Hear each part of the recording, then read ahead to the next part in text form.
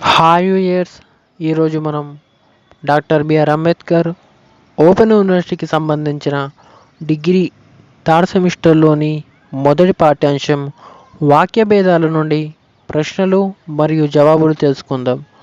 ఈ వాక్య భేదాలు పాఠ్యాంశం వీడియో చేయడం జరిగిందండి. ఆ వీడియో చూడని వారు క్రింద నేను డిస్క్రిప్షన్లో లింక్ ఇస్తాను, దాని ద్వారా మీరు ఆ వీడియో చూడండి. ఇక మనం ఈ వాక్య భేదాల పాఠ్యాంశం నుండి మొదటగా మనం లాంగ్ క్వశ్చన్ చూసుకున్నట్లయితే, లాంగ్ క్వశ్చన్స్లో మొదటి ప్రశ్న, వాక్యం గురించి పరిచయం చేసి సరళ వాక్యాల్ని గురించి చర్చించండి. దీని సమాధానం, మనం చెప్పదలుచుకున్న విషయానికి మనం చేసే భాషా రూపాన్ని వాక్యంగా పేర్కొనాలి. వచ్చ అనే సంస్కృత ధాతువు నుండి వాక్యం అనే పదం పుట్టింది. వచ్చ అంటే వచ్చుచున్నది అని అర్థం. విభిన్నమైన పదాల కలయిక వల్ల వాక్యం రూపొందుతుంది. వాక్యంలో అర్థవంతమైన రీతి ఉండాలి. వాక్యాలలో అవి ఏ భాషకు చెందినవి అయినా అందులో 3 కీలక విభాగాలు ఉంటాయి. అవే కర్త, కర్మ, క్రియ. వాక్యాలు స్థూలంగా 3 విధాలు. అవి సరళ వాక్యాలు, సంశిష్ట వాక్యాలు, సంయుక్త వాక్యాలు. వీటిలో సరళ వాక్యాల ప్రయోగమే ప్రస్తుతం తెలుగులో ఎక్కువగా ఉంది. మొదటగా మనం ఇందులో నుండి సరళ వాక్యాల గురించి తెలుసుకుందాం.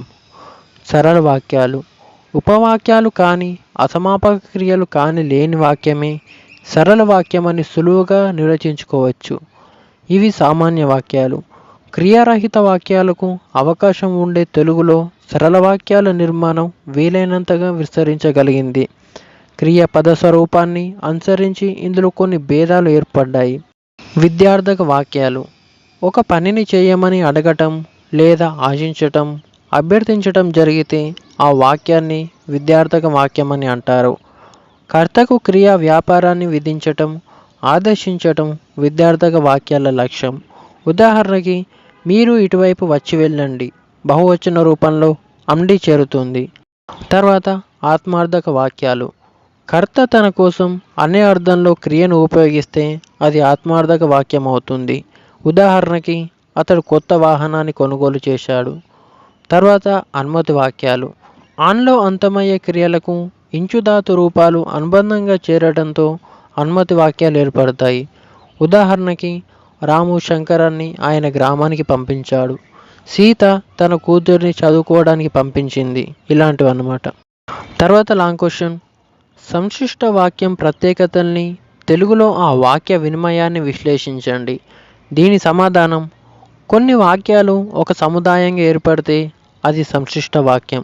ఇందులో ఒక ప్రధానమైన వాక్యం ఉంటుంది. ఈ వాక్యాన్ని చుట్టుకొని దాని అర్థానికి మార్పులు చేర్పులతో మరికొన్ని వాక్యాలు కూడా ఉంటాయి.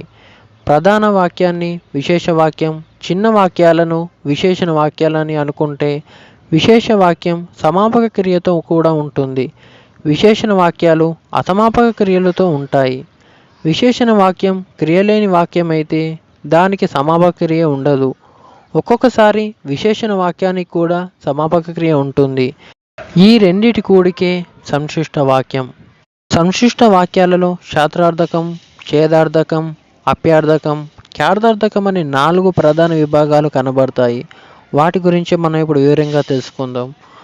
శాస్త్రార్థకం, ధాతువుకు తూ చేరిస్తే అది శాస్త్రార్థకం అవుతుంది.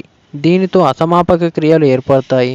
ఉదాహరణకి, వెళుతూ, చేస్తూ, నడుస్తూ వంటివి. శాస్త్రార్థకం ప్రధాన ప్రక్రియ జరిగే విధాన్ని కూడా సూచిస్తుంది. ఉదాహరణకి, తాతగారు నవ్వుతూ మాట్లాడతారు, పిల్లలు ఎగురుతూ ఆడుకుంటారు. తర్వాతది చేతార్థకం, జరగవలసిన వ్యాపారాలను, పనులను సూచించేదే చేతార్థకం. ధాతువుకు ఈతే చేరితే చేతార్థక క్రియలు ఏర్పడతాయి. ఈతే సంస్కృతంలో చేత్ అన్నదానికి సమానం. అందుకే వీటిని చేతార్థకాలని పిలుస్తారు.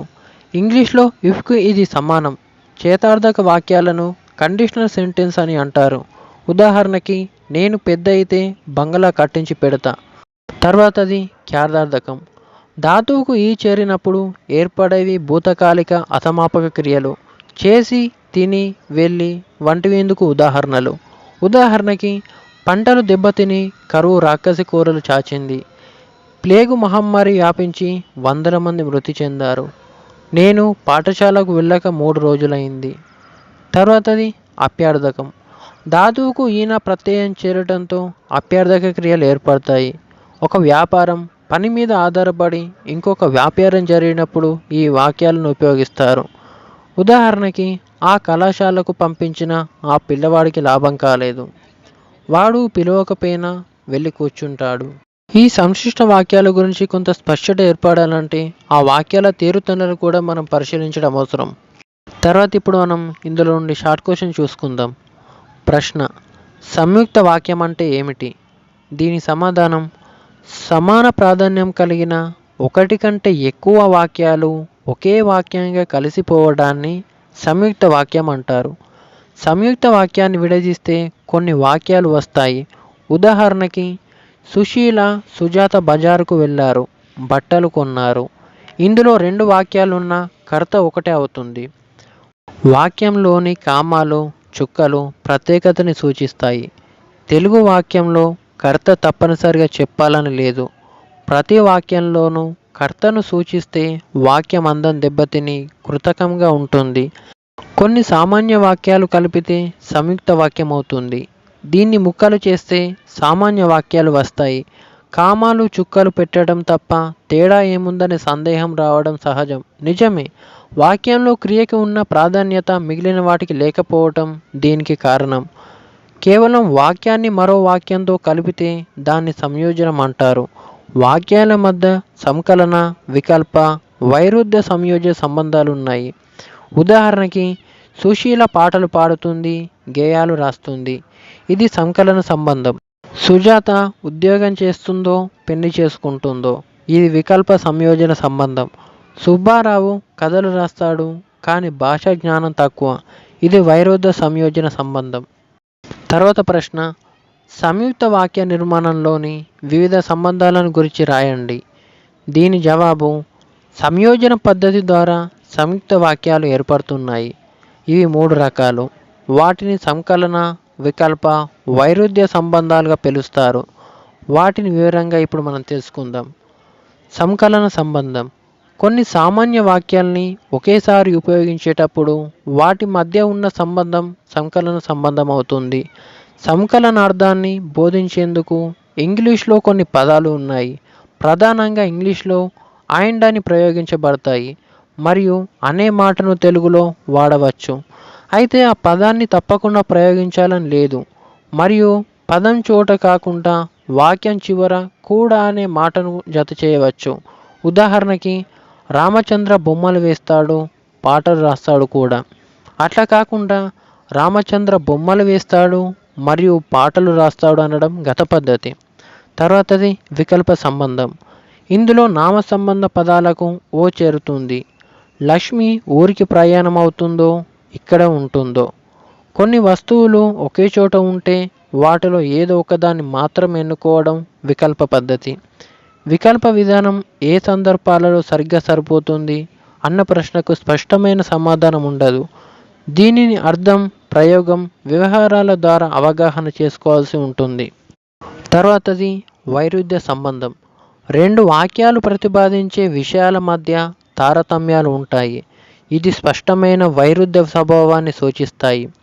రెండు వాక్యాల మధ్య కానీ అనే పదం చేర్చవచ్చు. ఉదాహరణకి, శివకుమార్కు సొంత అభిప్రాయాలున్నాయి కానీ వాటిని వ్యక్తం చేయడు. సుకుమార్ పెద్దగా పనిచేయడు కానీ చేస్తున్నట్లు నటిస్తాడు. ఇవండి వాక్య భేదాల్లోని ముఖ్యమైన ప్రశ్నలు మరియు వాటి సమాధానాలు. Thank you for watching this video.